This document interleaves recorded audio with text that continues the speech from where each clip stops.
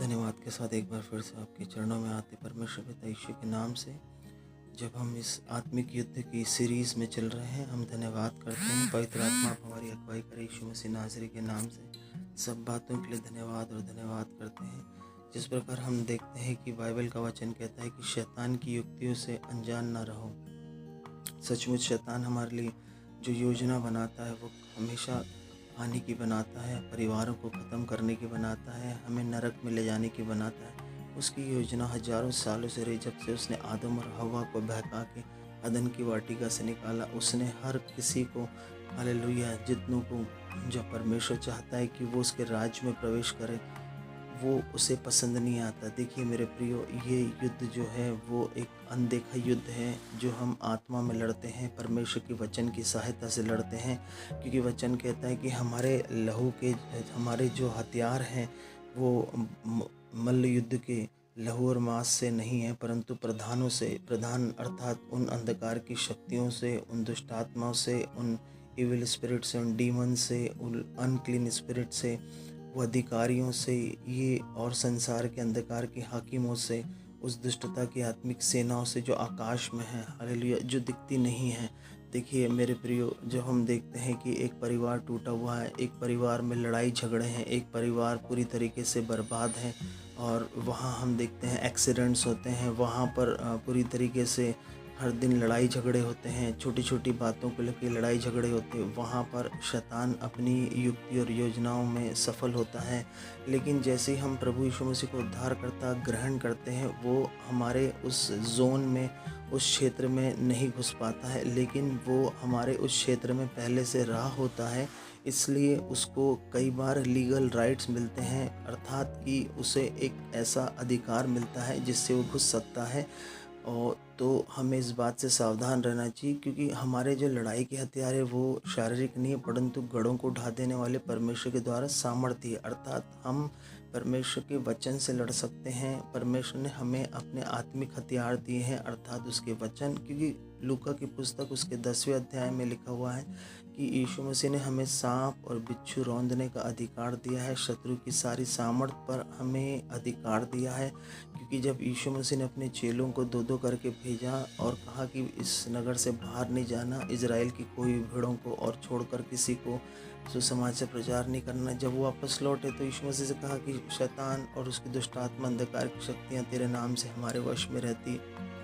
यीशु मसीह ने कहा, इस बात से प्रसन्न ना हो कि शैतान तुम्हारे वश में है, इस बात से प्रसन्न हो कि तुम्हारा नाम जीवन की पुस्तक में लिखा। मेरे प्रियो, एक योद्धा जो होता है वो हमेशा तैयार होता है, वो उस युद्ध की तैयारी में होता है। क्योंकि देखिए बाइबल कहती है कि हमें समय असमय तैयार रहना है और हमेशा अपने आत्मिक हथियारों को लेके, क्योंकि उद्धार का टोप जो है वो हमारे सर पे होता है, अर्थात छुटकारे का। शैतान अधिकतर हमारे मनों से प्रवेश करता है। एक योद्धा उद्धार का टोपा, धार्मिकता की झिलम पहनता है, हाथ में वचन की तलवार लिए रहता है और पैरों में मेल मिलाप की सुसमाचार के जूते, कमर में पट्टा बांध के रखता है, और ताकि वो और विश्वास की ढाल लिए रहता है, और सचमुच शैतान के जलते हुए तीरों को वो बुझाने के लिए हरदम तैयार रहता है। और जिस प्रकार पौलुस, अपोस्टल पौलुस, प्रेरित पौलुस भी इस बात की चर्चा अपने पुस्तक में करते हैं, तीमुथियुस से कहते हैं कि जब आप अखाड़े में लड़ने जाते हो तो विधि के अनुसार नहीं लड़ोगे तो वो मुकुट नहीं पाओगे। तो इसलिए जो किसान परिश्रम करता है उसका फल उसे पहले मिलना चाहिए। तो पौलुस इस बात को कहता है कि हमें हमेशा युद्ध में ध्यान रखना चाहिए।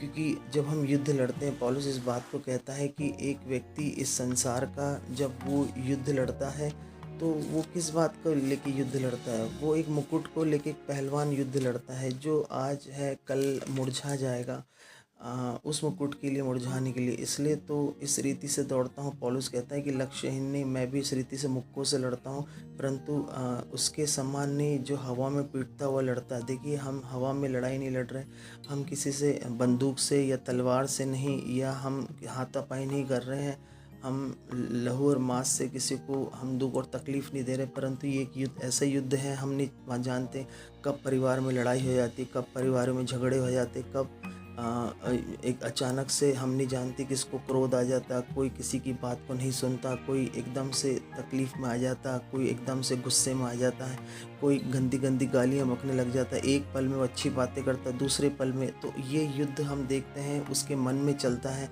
तो बाइबल कहती है कि तमाम ऊंचे कल्पना और विचार जो परमेश्वर की पहचान, अब देखिए हम प्रियो, हम यीशु मसीह में परमेश्वर की पहचान बन चुके हैं।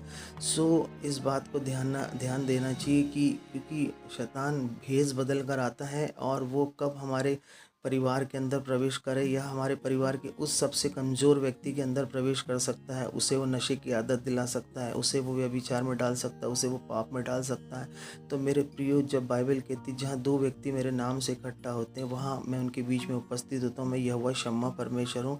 तब जब हम इस युद्ध को लड़ते हैं तो मेरे प्रियो, अगर दो व्यक्ति भी परिवार के अंदर है और एक मन एक चित्त है और वो विश्वास से लड़ाई लड़ते हैं, इस युद्ध को लड़ते हैं, तो वो व्यक्ति जो शैतान के वश में वो छुड़ाया जाएगा। बाइबल कहती है कि वीर के तीर छुड़ाए जाएंगे, दुष्ट के बंदी छुड़ाए जाएंगे। और परमेश्वर का शैतान हमेशा हानि की हथियार लिए खड़ा रहता है। जितने हथियार तुम्हारे हानि के लिए बना है, बाइबल कहती कोई सफल नहीं होंगे।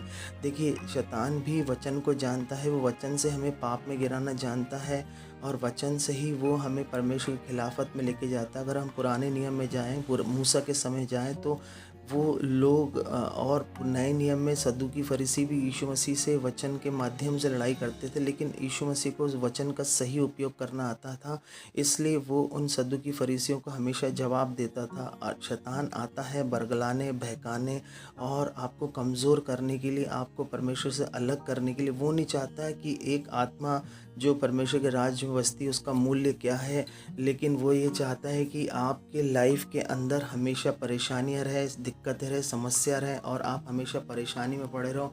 वो नहीं चाहता है कि एक जो परमेश्वर का बचा है व्यक्ति परमेश्वर के राज्य में, क्योंकि यीशु मसीह ने जब कहा, जब सदूकी फरीसी आए कि ये स्त्री के 7 पति हो चुके, तो ये नया जन्म नहीं है मेरे प्रिय। बाइबल के अनुसार नए जन्म में कुछ भी बात नहीं की गई। यीशु मसीह ने कहा मरने के बाद जब हम महिमा में पिता के पास जाएंगे तो हम स्वर्गदूतों के समान हो जाएंगे।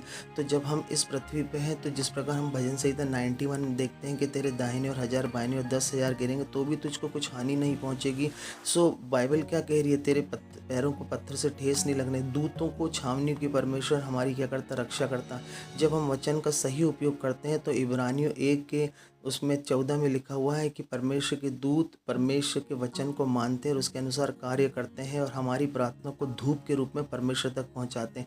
तो जब हम परमेश्वर के वचन से शैतान से लड़ाई करते हैं, अगर कोई व्यक्ति बीमार है, कोई व्यक्ति पाप में, कोई व्यक्ति व्यभिचार में, कोई व्यक्ति एकदम लड़ाकू है, परिवार के अंदर हमेशा लड़ते रहता है, गाली गलौज गंदी बातें करता है, तो मेरे प्रिय वचन का उपयोग सही करना है। शैतान नहीं चाहता कि हम सुख से और परमेश्वर के आनंद में रहें, क्योंकि बाइबल का वचन ये कहता है कि परमेश्वर हमें प्रतिदिन जय के उत्सव में लेके चलता। लेकिन शैतान हमें ये दिखाता तुम हार में हो, तुम दुख में हो, तुम तकलीफ में, परमेश्वर ने तुम्हारे लिए क्या किया, अब तक तो ऐसे ही चल रहा, ये चल रहा, वो चल रहा। वो बहुत सारी बातों को परमेश्वर के खिलाफ में, हमारे विरोध में, हमारे अंदर लेकर आता ताकि हम परमेश्वर के खिलाफ में थे। देखिए, पुराने नियम में अगर हम देखते हैं दातान, अबीराम और ऐसे लोग पूरी तरह परमेश्वर के खिलाफ में बलवा करके और वो शैतान ने उनको बहकाया और परमेश्वर की योजना से अलग हो गए। देखिए, शैतान के जो हथियार है सबसे बड़ा पाप है और वो पाप में डालकर आपको परमेश्वर से अलग करना चाहता है, फिर वो बीमारी देना चाहता है। बाइबल कहती है पाप की मजदूरी तो मृत्यु, परमेश्वर का दान यीशु मसीह के द्वारा अनंत जीवन है। शैतान बीमारियों के द्वारा, दुख के द्वारा, तकलीफ के द्वारा, कोर्ट कचहरियों के द्वारा, ये उसके हथियार है जो आपको परमेश्वर की नज़रों से दूर करना चाहता है। और फिर जब आप प्रार्थना वचन से नहीं करते हैं तो वो सोचता है हम वो जीत गया है। मेरे प्रिय, जब आप वचन सीख रहे हो तो वचन का उपयोग करना सीखो। आज का जो सीरीज़ बनाई है खत्म करेंगे। धन्यवाद करें सब बातें परमेश्वर पिता को, उसकी स्तुति करें, हमारे चैनल को सब्सक्राइब करें, लाइक करें और आइकन